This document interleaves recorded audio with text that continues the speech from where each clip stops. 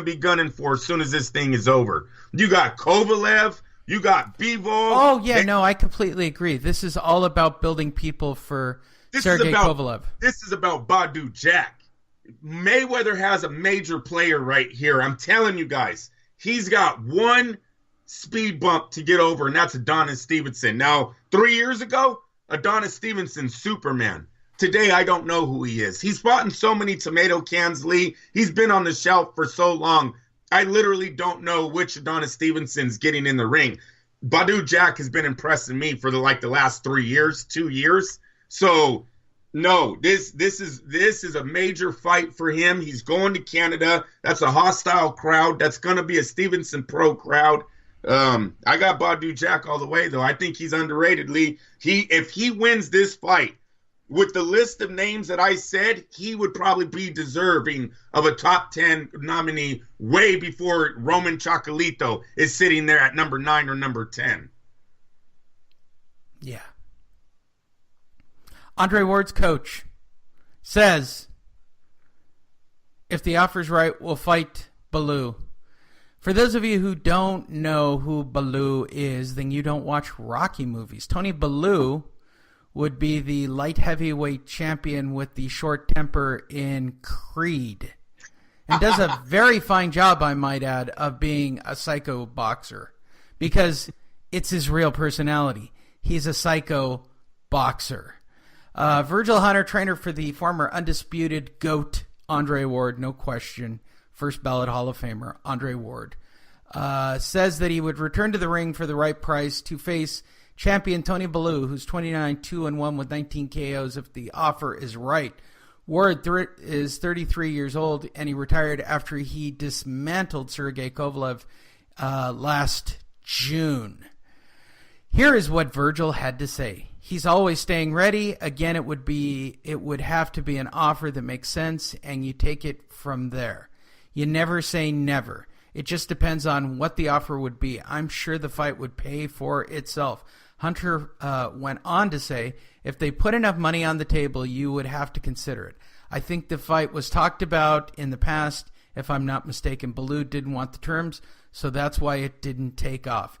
We definitely know it would be a massive hit over there in the UK. I've actually spoken with Eddie Hearn about that, and we know whatever arena it's in, it'll be sold out. If the fight ever had taken place, it would have been a massive fight, and it would have been over there. But if Bellew really wants to fight, I don't know what the terms were. I don't know what he was unhappy about. I just heard him mention it. I don't know the particulars about it or anything. It probably should have been a fight. There you go. Yeah, I don't understand the strategy of Andre Ward here. You know, the guy retired, just a few months ago. I thought he wanted to be heavyweight champion, not cruiserweight champion. And I think probably nobody hit on that. Did you see anyone respond? I didn't even see Tyson Fury respond. That dude responds to everything. Yeah, nobody would take. Nobody cared. Nobody cared, Lee. The heavyweights right now are all trying to unify for a big payday. That's right. With Eddie Hearn. Everybody wants a piece of the Eddie Hearn pie. Eddie Hearn is putting on stadium-size events for hundreds of millions of dollars for his fighters. They want Anthony Joshua. Right. Everybody wants Joshua. He's the lineal champion. I don't care what anybody says. The champion, right? We asked Alexa last week. She knew who the heavyweight champion was. And that's why. He's the guy with the gold. They don't need a former super middleweight. Yeah. Nobody's looking for that right now. So he's going back to cruiserweight. And I'm telling you right now, if Badu Jack wins and then beats Kovalev or Bivol, believe me, Andre Ward will probably start saying, if the money's right, I'll come back to fight him too. I mean, it just sounds desperate. All right, like Team Ward, you haven't even been out of the sport for a year. You guys sound desperate already. Offer me this. Offer me that. Offer if the offer's good. So what are you guys looking for a retirement check? Yep. Biggest payout? If I'm a promoter, if I'm one of the young guns in the light heavyweight, fine. If they're looking for money, we'll make them sit out another year. Then we'll offer it to him when he's really old. You know they're going to come back. They've been looking for a check for a year now. Yes. I'm with Right. Doesn't it sound a little desperately like how many times Ward's team has already come out looking for a payday? Yeah, they're looking for anybody. Look, nobody wants to fight him because they're going to lose. Here's the problem with the light heavyweight up to about heavyweight. There are no big fights. I mean, are you going to wait till Sergey Kovalev has all of the belts again and then challenge him and beat him up again? You can almost say that they never retired. They just didn't want to defend their title anymore. They're looking for a payday, but he didn't retire. How do you call this a retirement? Yeah, it's not long enough. He needs at least a year off. He's months off currently. Yeah, I'm retired. Hey, but if the biggest offer comes through, never say never. What?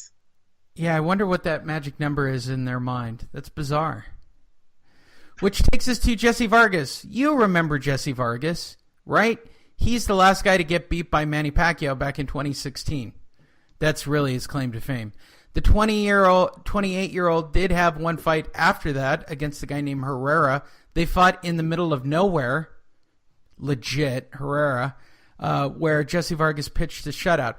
But Jesse is on a I want to fight Keith Thurman one-man campaign because guess what? Jesse Vargas is now PBC. So they want to make this as exciting as possible. For some reason, Jesse Vargas wants to get knocked out really bad by Keith Thurman, who doesn't really want to fight anybody who really has a title. Right? Yeah, anymore. No, I think he'll fight Jesse Vargas. I don't see the threat there. So Vargas has started up the quote machine.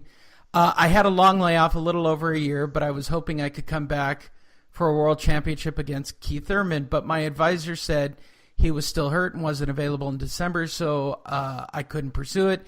And the other option was Aaron Herrera. Really? Those were your two options? Really, Jesse? That sentence is actually the funniest thing I've heard in boxing. That says it all right there. My two options at heavyweight were either Mike Tyson or Joe Smith, the cab driver. What? I really tried, you guys, but I tried really hard, but I only had two options. I had either the champion or some guy named Herrera, and I'm going to fight in Lancaster, California. And Miguel Cotto didn't make me enough money, I guess, is what he's going to say on that one. Fuck, what a douchebag.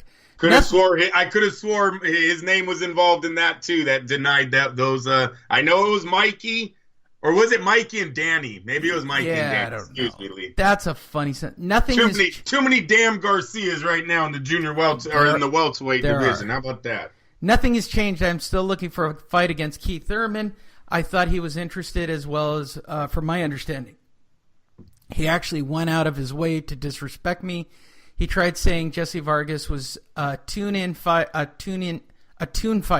Was a tune fight? A tune fight. You actually said that. Not tune up? Tell me that's a misprint. Tune up fight and isn't a difficult fight. I'm sure plenty of fans saw the video and saw him state those words. He was disrespectful how I saw it. When I saw the video, it actually hyped me up, and I said, okay, if that's what he thinks, I'm going to give him a big surprise. Let's make it happen. I got the fire burning, and to be honest, the fire is still burning. He lit the match, and now he doesn't know what to do. He is backtracking. He is saying anything he doesn't want. He is saying he doesn't want to fight any former world champions. I don't know how a fighter holding the WBC and WBA titles would want to take any steps back. You don't want to backtrack. You want to fight the best. To prove you're the best, there is a reason behind Keith Thurman saying he doesn't want to fight any top-level opposition.